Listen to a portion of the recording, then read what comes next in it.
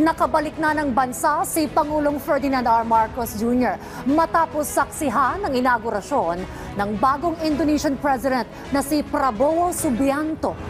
Doon ay binigyan ng Pangulo ang layuning palakasin pa ang ugnayan ng dalawang bansa. Binigyang pugay din ni President Marcos si dating Pangulong Joko Widodo sa naging papel niya sa pagpapaigting ng kooperasyon ng Pilipinas at Indonesia. Yan ang ulat ni Clazel Pardilla. Binigyang pugay ni Pangulong Ferdinand R. Marcos Jr. ang bagong presidente ng Indonesia na si Prabowo Subianto matapos ang inaugurasyon nito na personal na dinaluhan ng first couple. Sinaksihan ni Pangulong Ferdinand R. Marcos Jr. at First Lady Liza Araneta Marcos ang inaugurasyon ng Pangulo ng pinakamalaking ekonomiya sa Timog Silangang Asya.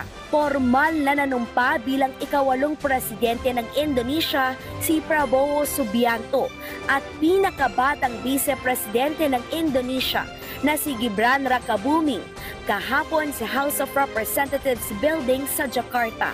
Inimbitahan ang first couple ng nooy outgoing Indonesian President Joko Widodo na lumahok sa mahalagang pagdiriwang. Sa kanyang pagbati, sinabi ni Pangulong Marcos na ikinagagalak niya at ng unang ginang na maging bahagi ng okasyon na ito na espesyal para sa mga kaibigang dumalo at international community. Kinilala ng punong ehekutibo ang Indonesia bilang long-standing partner at malapit na kaibigan ng Pilipinas sa rehiyon. Binigyang diin din niya ang hangarin na higit pang palakasin ang ugnayan ng dalawang bansa sa makasaysayang okasyon na ito na nataon sa nalalapit na ika-75 anibersaryo ng diplomatic relation ng Pilipinas at Indonesia sa Nobyembre.